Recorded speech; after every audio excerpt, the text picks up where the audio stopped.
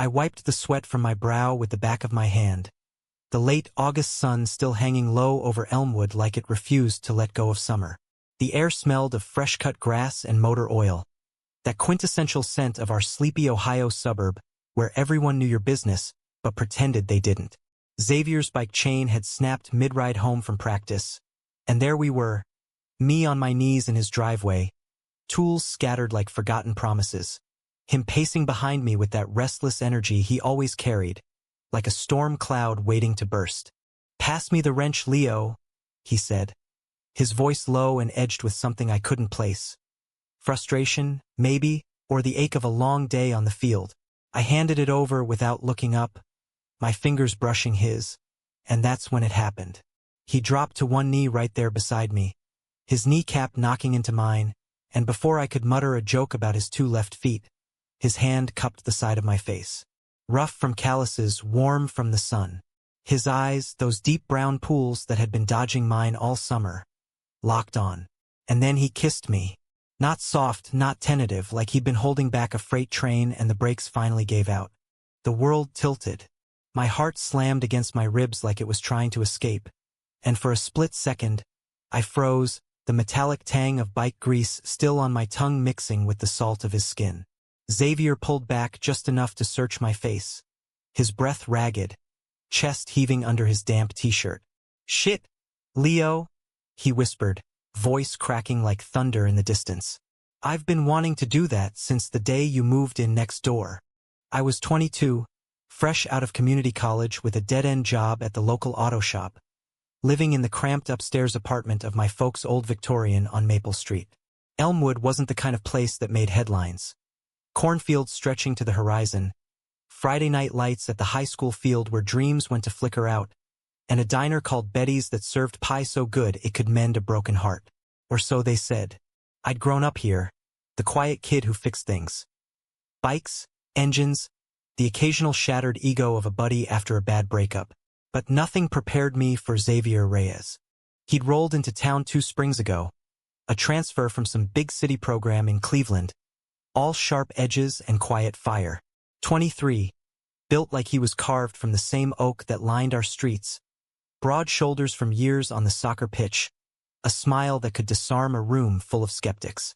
His family had fled the rat race for a simpler life, or so his mom told my mom over backyard fences. But Xavier, he was anything but simple. We'd bonded over late-night smokes on my porch, trading stories about the ghosts of high school crushes and the weight of expectations. He laughed at my dumb jokes, shared playlists heavy on Springsteen and indie folk that made the Midwest feel less like a trap and more like a canvas. And yeah, I'd noticed the way his gaze lingered sometimes, how his knee would brush mine and neither of us pulled away. But noticing and knowing, that's a chasm wider than the Ohio River. That kiss in the driveway, it bridged it all at once. I kissed him back, hard, my hands fisting in his shirt like if I let go, he'd vanish into the ether. We broke apart gasping, foreheads pressed together, the bike forgotten in a heap of spokes and rubber.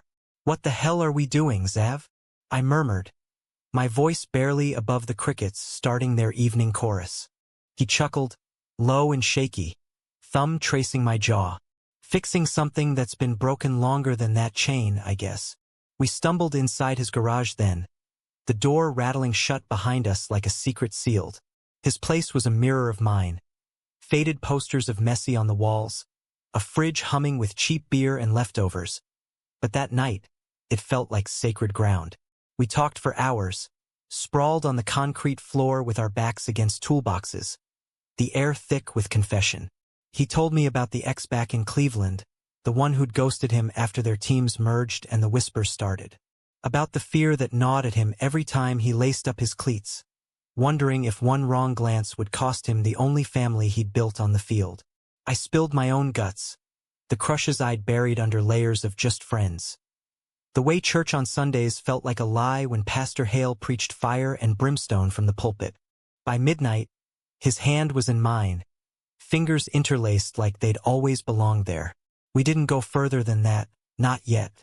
It wasn't about rushing. It was about savoring the revelation, The way his laugh bubbled up when I admitted I'd practiced kissing on the back of my hand like some lovesick teenager.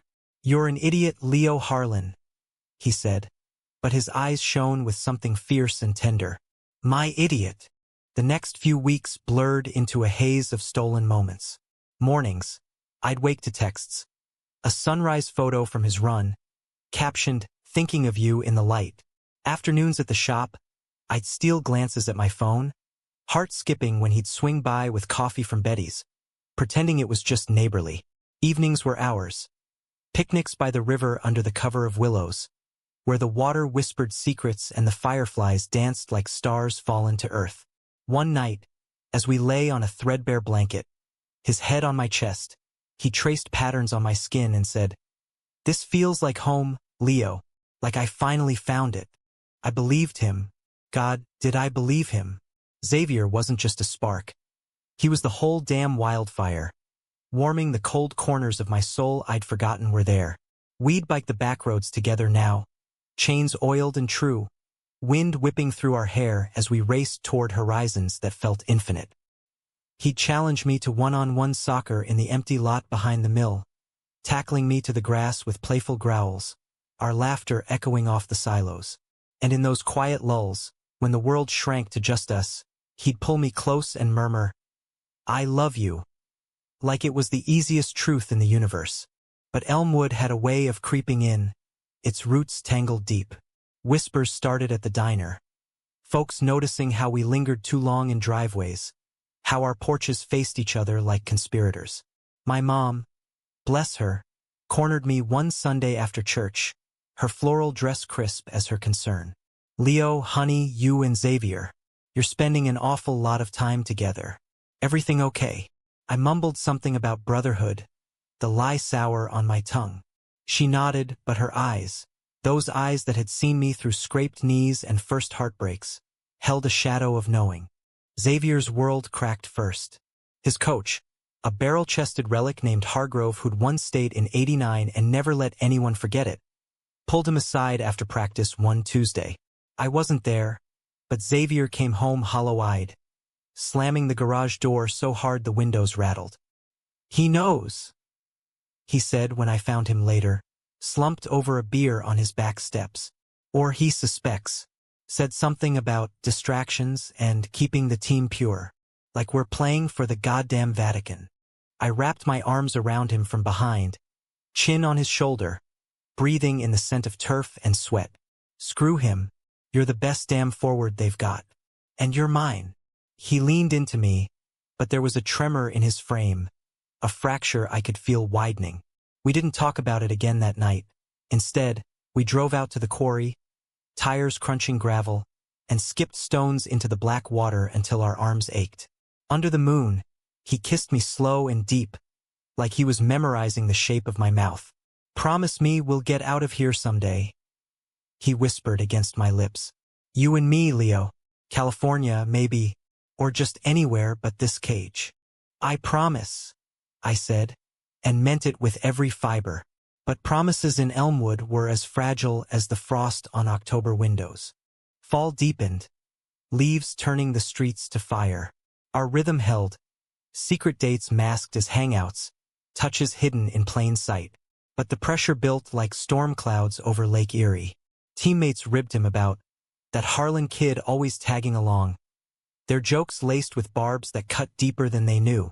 One night at Betty's, over greasy burgers and endless refills of Coke, his buddy Marco, a lanky midfielder with a mouth faster than his feet, leaned in and said, "Come on, Zav, level with us. You two got something going, or what?" The table froze, forks hovering mid-air. Xavier laughed it off, a bark that didn't reach his eyes, but I saw the panic flicker, quick as a match strike.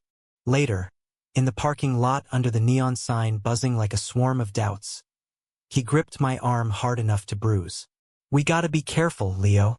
These guys, they're my lifeline out here." I nodded, swallowing the hurt, because I knew. Soccer was his ticket, the scholarship scouts circling like hawks. Lose that, and Elmwood swallowed you whole. Still, we carved out joy where we could. Thanksgiving came early that year in our hearts. A makeshift feast on my porch with canned soup and store-bought pie, toasting with plastic cups of cider to us against the world. He fed me bites, his fingers lingering on my lips, and for a moment, the future gleamed. Road trips down Route 66, apartments with views of the Pacific, lives unapologetically ours. "You're my anchor," he said, eyes soft in the lantern light. "In this sea of bullshit. But anchors can drag you under too." Started small. A missed call here, a hurried goodbye there. Practice ran late, he'd say, or family stuff. I told myself it was nothing, that love like ours didn't bend to small-town gravity. Until the night I saw him at the Roadhouse, our one dive bar on the edge of town, arms slung around Marco's shoulder in a booth, laughing like the weight had lifted. No, not laughing, performing. When his eyes met mine across the smoke-hazed room, they widened, then shuddered. He excused himself, weaving through the crowd, but by the time he reached me outside, the damage was done. "What the fuck, Zav?" The words escaped before I could cage them, my voice raw in the chill November air. He ran a hand through his hair, jaw tight. "Leo, it's not." "Not what? You ditching me for a beer with the brothers? After everything?" "It's survival," he snapped, then softened, stepping closer. "Coach pulled me in again today. Said if I don't clean up my act, no recommendation letter. Marco's covering for me, saying we're just tight." I had to play along. The excuse landed like a punch, but his eyes, pleading, fractured, held me back from swinging. "I'm trying, okay? For us, to get us out." I pulled him into a hug then, fierce and forgiving, because what choice did I have? Love wasn't a straight line. It was this messy detour through thorns. We drove home in silence, his hand on my thigh the whole way, a tether in the dark.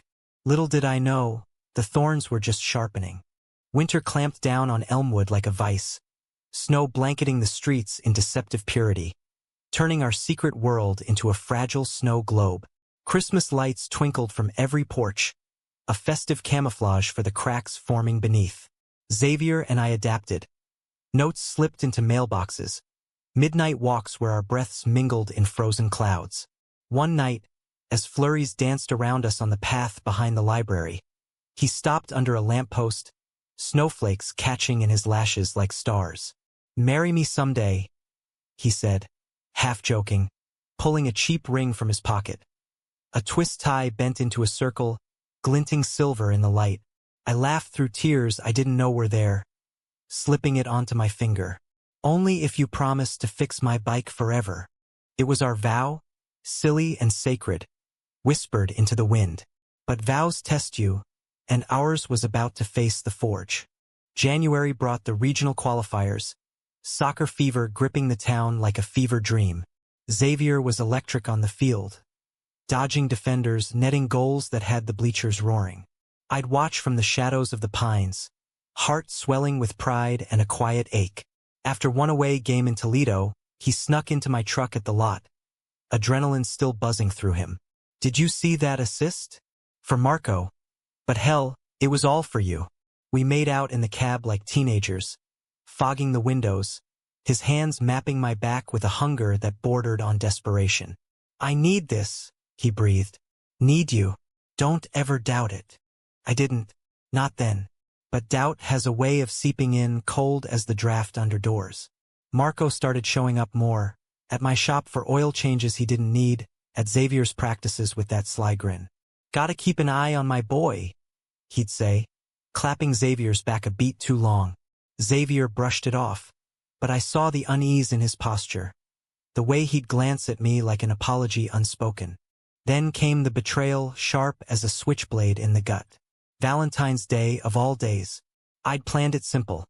A thermos of hot chocolate spiked with whiskey, a blanket spread on the frozen riverbank where no one would see. But he didn't show. Hours ticked by, my phone silent, the cold gnawing at my bones. By 10, panic clawed up my throat. I drove to his place, snow chains rattling, and found his truck gone. Heart pounding, I circled the block, past Betty's, dark, the field empty, until headlights caught the Roadhouse's gravel lot. There he was, in that same booth, But this time Marco's arm was around his waist. Their heads bent close, lips brushing in a kiss that wasn't for show. The world narrowed to that point of contact, a betrayal etched in neon glow. I sat in my truck, engine idling, fists white-knuckled on the wheel, until bile rose and I stumbled out, boots crunching snow. Xavier. My shout cut the night, raw and ragged. He jerked up, face draining of color, shoving Marco away like he'd been burned. Leo, wait. It's not what. I laughed, a bitter bark that echoed off the bar's peeling siding. Not what it looks like. You on a date with your cover story, while I'm freezing my ass off waiting for the man I love. Marco stood, smirking like he'd won some twisted prize. Whoa, easy, Harlan. We're just blowing off steam. Xavier's got needs, you know? Shut your mouth, Xavier snarled, stepping between us. But I was already turning, the cold seeping deeper than skin. He caught my arm at the truck. Leo, please. Marco's been pressuring me. Coach thinks we're together, said it'd look good stable, you know? Keep the rumors down. It's fake, I swear. Fake. The word hollowed me out. And what about us? Is that fake too? Every promise, every touch. His eyes glistened, tears freezing on his lashes. No. God, no. You're everything. This is just survival. For the team, for the scouts. Once it's over. Survival, I echoed, wrenching free. That's what you call lying to my face? Kissing him while I'm yours. I drove off then, tires spinning slush, his silhouette shrinking in the rearview. A ghost in the storm.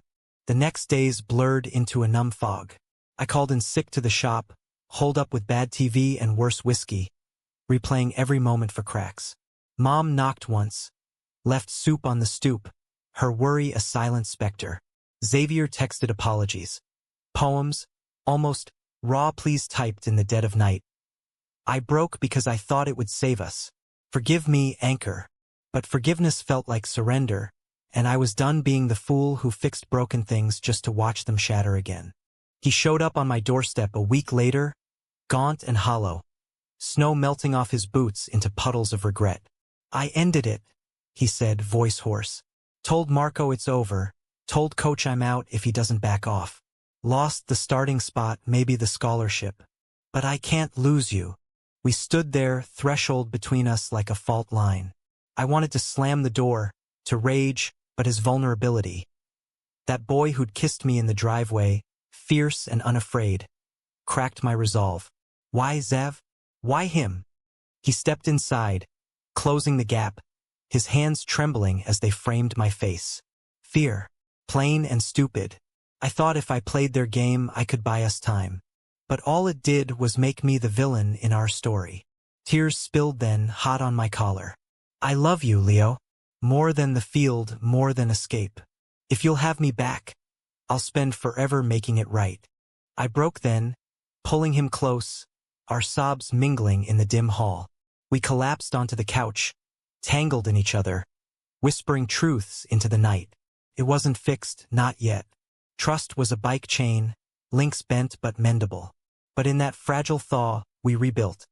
Slow dates in plain sight, hands held under diner tables, defying the stairs with quiet defiance. Spring crept in, tentative as a truce. Xavier's team stumbled without him, but he found solace coaching the rec league kids, his passion undimmed. We'd bike the trails now, chains singing smooth, stopping at overlooks to dream aloud. Portland, he'd say, pointing west. Rainy streets, coffee shops that don't judge. I'd nod, the twist tie ring still on my finger, a talisman against doubt. But Elmwood's underbelly stirred. Whispers turned to murmurs, then outright barbs. At the grocery, Mrs. Hargrove, coach's wife, sidelined my mom. That Reyes boy, leading your Leo astray. Such a shame. Mom defended me, fierce as a lioness, but the poison spread. Anonymous notes in mailboxes. Keep it biblical or keep it quiet. Xavier's mom, ever the peacemaker, pulled him aside one evening, her accent thick with worry. Me, Joe, the town, is not ready. Think of your future. He came to me after eyes stormy. She's right. Pressure's building. Scouts backed off. Say the drama's a red flag. We lay in my bed that night, not sleeping, his head on my chest like the old days.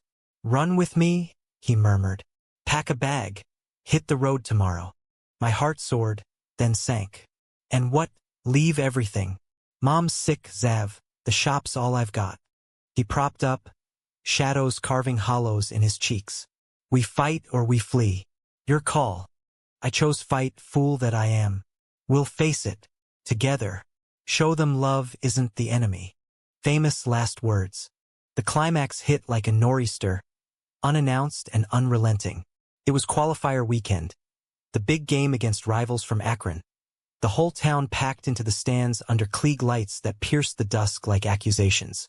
Xavier wasn't playing, but he'd come to support, sitting beside me in the bleachers, our thighs touching in silent solidarity. Halfway through, as the score tied and tension crackled, Marco sauntered over, beer on his breath, flanked by a couple of linemen. Well, if it ain't the Lovebirds, he slurred, loud enough for heads to turn. Zav, you trading cleats for Harlan's apron? Or is it the other way around? Snickers rippled. Xavier stiffened, but I stood, heat rising. Back off, Marco. Night's young. Go chase your own tail. He laughed, ugly and mean. Oh, we know what you're chasing, grease monkey. Whole team's buzzing. Zav here spilled it all after I shut down those rumors for him. Said you're just friends with benefits. Real romantic. The lie landed like a bomb, but worse was Xavier's flinch, subtle, but I caught it. The world slowed, roar of the crowd fading to a buzz in my ears. You told him? My voice was a whisper, but it carried. Xavier's face crumpled. Leo, no, I didn't. Marco crowed. Told ya, boys. He's playing both sides. The lineman shifted, a wall of muscle and malice, and before I could swing or flee, a shove sent me stumbling down the steps. Fists flew, mine connecting with Marco's jaw in a satisfying crack, his retaliating with a haymaker that split my lip. Chaos erupted. Whistles blowing, bodies piling, the metallic taste of blood mingling with betrayal's sting.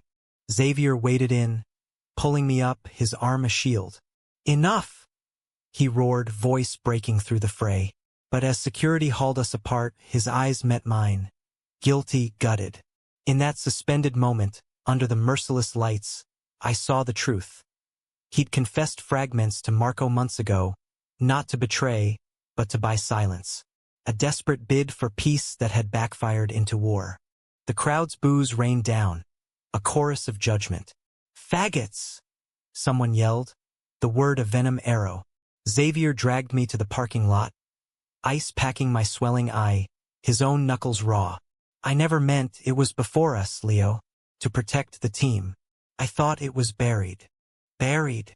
I spat blood onto the asphalt, vision blurring. You let him weaponize it. Against me. Against us. He sank to his knees in the gravel, snowmelt soaking his jeans. I'm sorry. God, I'm so sorry. I was scared, still am. But losing you? That's the real terror. Rain started then, fat drops pattering like tears from heaven, washing the grime but not the grief. I knelt too, the downpour drenching us, our jerseys clinging like second skins. Love you, I choked out, the words a lifeline. But trust, it's shattered. We clung there, two drowned rats in the storm, the memorable fracture of our world etched in wet asphalt and regret. The game forgotten, the town watching from afar, we held on. Because sometimes that's all you can do when the flood comes. The fallout from the brawl spread through Elmwood faster than flu season, a toxic fog that choked the air. By Monday, the story had metastasized. Headlines in the local rag screaming, "Soccer scandal rocks qualifiers." Photos blurry but damning, me with a black eye, Xavier shielding me like a fallen gladiator. Coach Hargrove suspended the whole team, muttering about moral decay, while the pastor thundered from the pulpit on Sunday about Sodom's sins, his gaze lingering on our empty pew. Mom stood by me, her hand steady on mine during the awkward grocery runs, whispering, "You're my boy, Leo, always." But Xavier's mom? She packed him off to his aunt's in Cleveland by Tuesday, suitcases thumping down the stairs like judgment's final. He fought it, of course. Called me from a gas station payphone that first night, voice muffled by static and sobs. I'm coming back. We finish this together. But the line went dead. Literally, the storm lines down, and by morning his truck was gone, driveway bare as a fresh grave. I drove the back roads searching, tires slipping on mud-slick paths, yelling his name into the wind until my throat rawed. Nothing, just echoes and the hollow thump of my heart. Grief settled in then, heavy as Ohio clay. The shop kept me busy. Customers tiptoeing around the elephant in the room with pitying smiles and free donuts. But nights were war zones. I'd lie awake, staring at the ceiling fan's lazy spin, replaying the rain-soaked kneel. The way his eyes had pleaded for absolution I couldn't grant. Betrayal stung, but deeper was the ache of what we'd lost. Not just him, but the dream we'd spun from driveway grease and river whispers. I pawned the twist-tie ring for gas money, a small death, and started running. Miles along the tracks at dawn, pounding pavement until my lungs burned, chasing exorcism. Spring thawed into summer, relentless as regret. Elmwood moved on, scandals fading like tattoos under sun. The team limped to a playoff loss without Xavier. Marco expelled for conduct unbecoming, a small justice. Mom's cough worsened. Doc said early stage something or other, treatable with the right care, but bills piled like accusations. I worked doubles, fingers black with oil, dreaming of Portland's fog as a bomb. Then, 6 months to the day, a postcard arrived. Postmarked Cleveland. A glossy shot of Lake Erie at sunset, waves crashing gold. Scrawl on the back. Anchors away. Meet me where it started? X. My hands shook as I traced the ink, hope and fury warring in my chest. I biked to his old place that evening, chain humming like a hymn, heart a drumbeat of dread and desire. The garage light flickered on as I pulled up, and there he was, leaner, sun-browned from summer leagues up north, but those eyes unchanged, pulling me in like gravity. Leo, he breathed, stepping forward. But I held up a hand, the ghost of that night still bruising my soul. You left, I said, voice steady as I could make it. No note, no fight, just gone. He nodded, swallowing hard. Aunt Rosa made me. Said the town would eat us alive, me first, then you. I went to regroup, play ball, save for us. But every goal felt empty without you cheering from the pines. He pulled an envelope from his pocket, thick with cash, scholarship stubs, odd jobs. Enough for a start. Anywhere. I wanted to rage, to shove him back into the shadows, but the rawness in his stance, the boy who'd knelt in the rain, disarmed me. And Marco? The lies? You think money mends that? No. He closed the distance, slow, hands open. Time does. And truth. I talked to Hargrove, came out to him clean. He grumbled, but wrote the letter anyway. Said I had guts. Mom's coming around too. Sent cookies, even. A wry smile. Oatmeal raisin. Her peace offering. Laughter bubbled up, unbidden, cracking the ice. We sat on the driveway then, backs against the garage door, the same spot where it all ignited. Crickets sang, fireflies winking like old friends. He told me everything. The lonely nights in Cleveland, scrimmages where he'd scan the stands for my face. The calls to his mom, begging her to let him return. The tattoo he'd gotten on his ribcage. A tiny bicycle chain, links unbroken.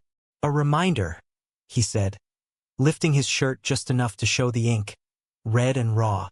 And you? He asked, voice soft. How'd you survive without your idiot? Barely. The words spilled then. Mom's treatments draining the shop's till, my runs turning to therapy. The way I'd fixed every bike in town but couldn't mend my own. I hated you some days. Loved you more.